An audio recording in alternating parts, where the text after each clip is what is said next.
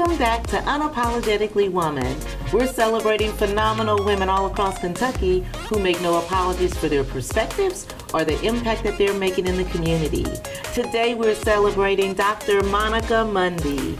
Monica is a mom, a wife, an advocate for healthcare equity, and assistant professor in public health program at Eastern Kentucky University. Unapologetically Woman, Dr. Monica Mundy, that's you. Congratulations. Oh, thank you, and thank you so much for having me. How does it feel to be called doctor? Right? It feels great. I feel like it's something I've been working at for quite a while, right? I've had a non-linear path to kind of get to where I'm going to today, and I worked full time through this entire program, and so it's almost like, what am I supposed to do with my day?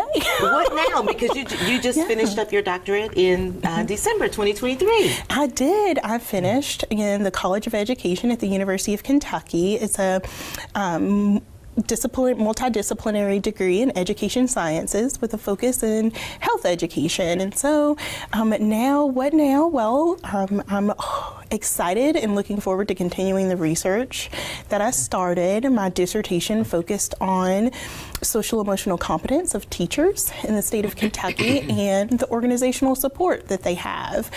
So really looking at teachers and seeing what do they need.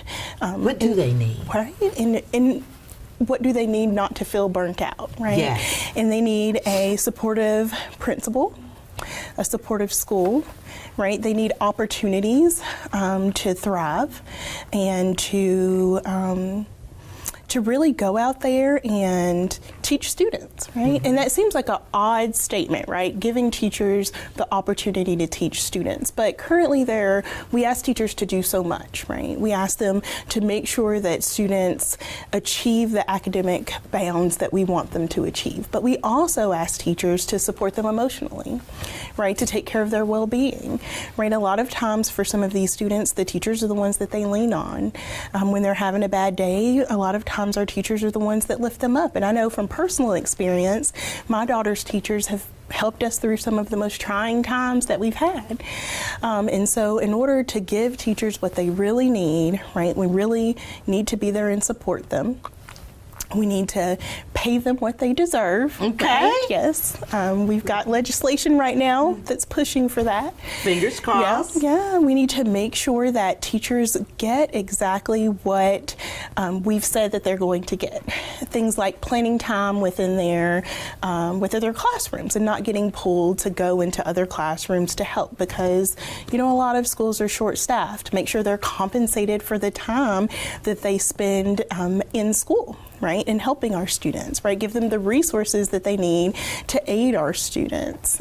So basic needs like resources, but also the support, organizational support from their principals, support from administration within their school, but also support from district as well. And so I've had the opportunity to talk to quite a few teachers in teacher organizations. Why is that important for you? Why are you drawn to that?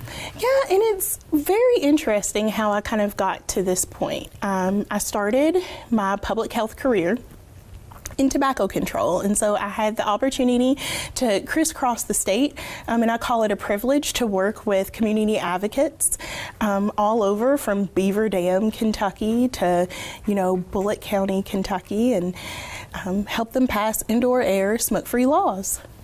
And from that, I learned that in passing that policy, the community that's affected the most are our youth, right?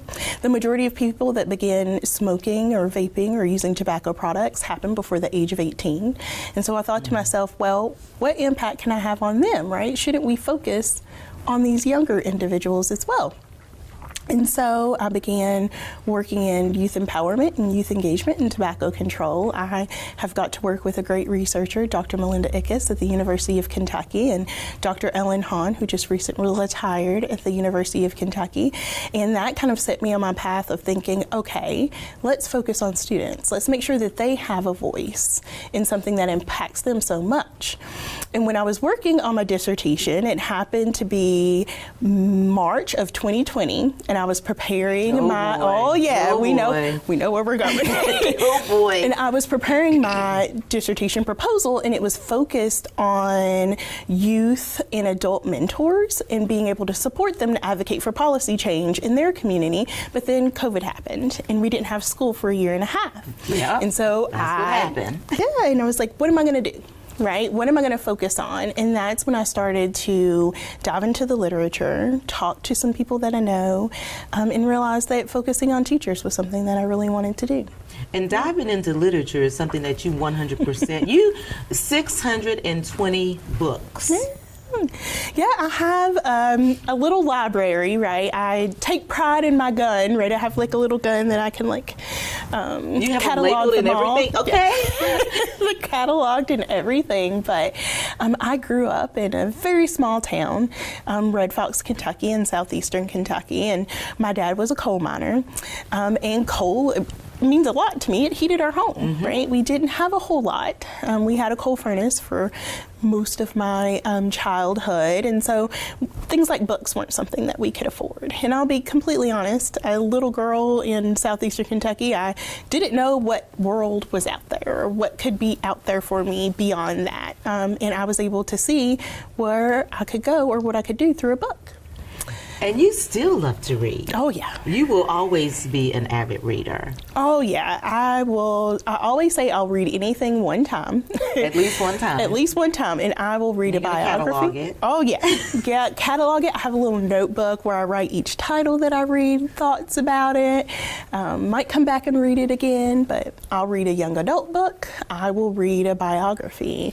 I'll read just about anything. Are any of your kids following in your footsteps as far as reading is concerned? Oh, I have a 11-year-old daughter, and she tells me, like, if you ask her what her favorite subject is, she will tell you recess. Yes. So she is not for the books, or at she least wants to not take yet. a break. She needs her break. Yeah, but I have a 3-year-old son, and he loves to read.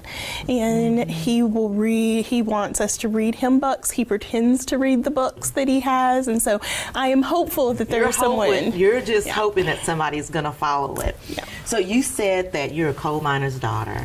Did that have any how did that play into everything with the clean air and all of just everything? Yeah, so I didn't realize how unhealthy of a lifestyle we lived until I went to college, right? Because I thought everybody woke up in the morning. You don't know. Right. I thought everybody woke up in the morning and your breakfast was fried eggs and fried ham and fried apples and, fried everything. And I saw my family members just have a lot of health issues. And I didn't realize that we didn't have to have those health issues. And so when I went to college, took a few classes like most kids, right? Your eyes get open. I went to the University of Kentucky for undergrad, sight unseen. I'd never been on a 4-year college campus before in my life. And just knew I was going somewhere. You just stepped out on faith. Yeah, on faith. And I was a William C. Parker Scholar. I was a part of the freshman summer program. Congratulations. Thank you. And I made it because of those 2 programs. And that was the first time that I had other females that I realized would give me a hand, that wasn't family, that would lift me up and help me get through. And so I just started taking classes and enjoying it, and I knew that I wanted to impact the health of my community, and I just didn't know how. And I happened to have take a class with Dr. Doris Wilkinson. You may know Dr. Wilkinson. She's a powerhouse, and I had friends that were like, don't take her, she's hard. And I was like, but I hear she's the best, right? I have to take her. And at that time, when I took her, I just kind of sat there and I listened and I took notes and I sat up front. And one day about the mid-semester, she said, young lady right there in the front. Let me ask you, what do you think? Were you the young lady? I was the young lady, yeah. She said, what do you think about this? And I was like, well, I don't remember what it was, but I spoke. It was the first time I had spoken in her class. And she said, let me talk to you after class. And I was like, oh my God, what'd I say? I'm in trouble. And she calls me out and she says, where are you from? You got an interesting accent. And I tell her where I'm from, and she asked me like all these questions about myself, and she said, Monica, you have a story to tell, and you need to tell it. Don't be quiet. Don't let anybody, keep you quiet. share your story and tell it, right? And I will admit, at the time, I didn't understand whose class I was in, right? I didn't understand the magnitude of those words, yes. right? But it started a snowball of me no longer being silent, but just having to share and say the things that needed to be said. And it sounds like she said the things that needed to be said to you at the time that it needed to be said. Yeah. Most definitely. I think that I had gone through my college career at that time really quiet because I had a very thick accent from southeastern Kentucky, and people would comment about it, and I would struggle a little bit of finding where I fit in because I came from this predominantly white atmosphere all my life. But for the first time, I was around other people other than family that looked like me, and I never had that opportunity before. Ever. How did that feel? It's tough sometimes, right? Because I didn't quite understand how I fit in with others, but I was lucky to find a group of friends that were kind of like me. We were all just a little different, right? And we kind of stuck together and hung together, and I've found through all these years that that's not a weakness, it's a strength, right? Because that means that I understand what it's like to come from rural Kentucky, and I can speak to them and their health issues, because that's my family as well. That's where I'm from as well. But I can also talk to the African American community and the Black community because I belong to that as well. So belonging to multiple communities is a strength. It's not a weakness. Well, and it's important too. And is that one of the reasons that you sit on the Equity Council? That is. I have struck a passion with public schools. My mother-in-law, Monica Mundy, is a retired principal from Fayette County Public Schools, and she told me, be involved, right? The best thing you can do for my daughter was to be involved, and so I've always been involved in her school life. And I joined PTA, and I started learning more about public school environments, and I decided to join Equity Council to try to give a voice and bridge that equity gap for students in Fayette County. Do you think we're making progress on the equity gap? I do. I think we've made progress. I think we have a long way to go. I think anyone who's kind of looking at the general session this year will see that I will be quite frank and honest.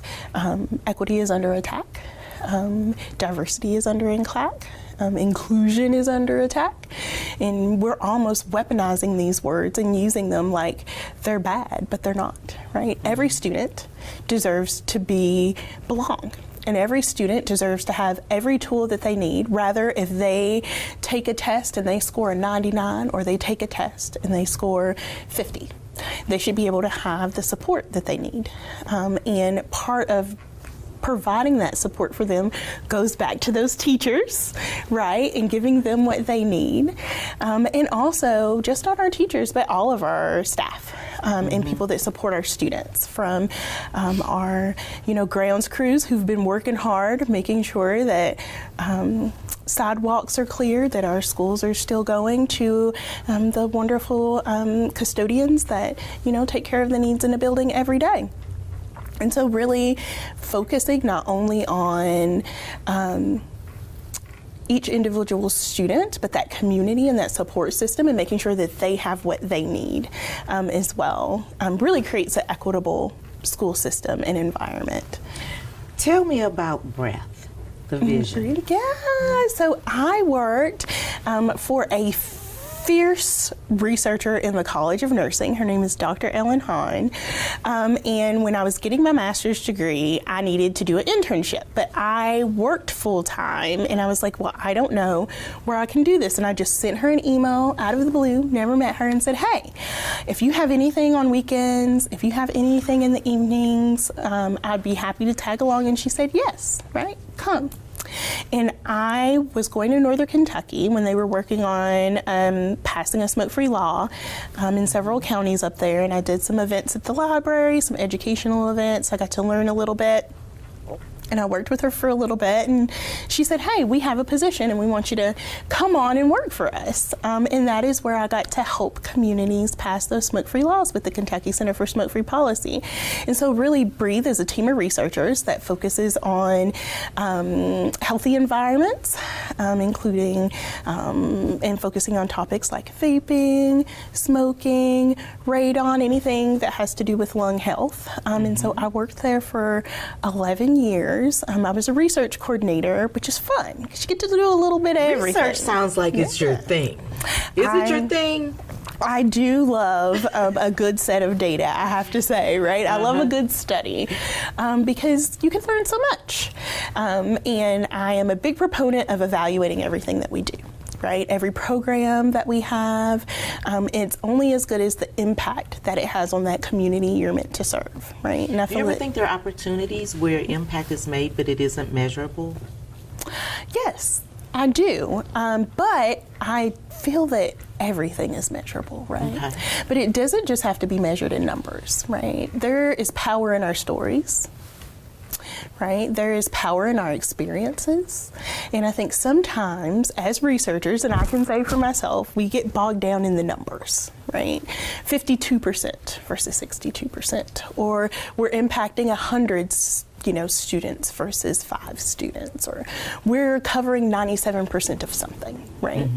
But sometimes we have to step back and actually talk to those individuals we're trying to impact and understand what their story is and how they're impacted. So I think no, right? We can measure just about anything. Sometimes it just looks a little different. Okay.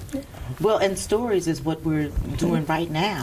And I'm going to go ahead and kick it to you. What, for young girls or young women that's watching, and I mean, you just got your PhD in December, and that is phenomenal, and we're so excited about that. But what kind of advice would you give them? Because sometimes the road can be hard and seem long. Yeah. I would tell them you don't have to have everything figured out, right? I'm almost 40 years old and I don't have everything figured out, and that's okay. That's one of the amazing things about life, right? Our paths can take us anywhere. Also, you don't always have to take the straight and narrow path, right? That's one of the reasons why I volunteer with Black Achievers. I want to expose students to different career paths and healthcare careers and things of that nature that I didn't get exposed to. That would have made my path a little more straight. Right. But if it's a little pondy, that's all right, because it's going to be okay. Yeah, it's going to be okay. And use your voice, right? Don't ever let anyone tell you that you can't do something, that you shouldn't say something, right? Because if you feel like you need to say it, it probably needs to be said. You're right about that. Yeah. Congratulations again. Thank you. You guys continue to watch as we celebrate other phenomenal women just like Dr. Mundy, who are making broad, strong, and deep changes in our community. Unapologetically Woman. We'll see you soon.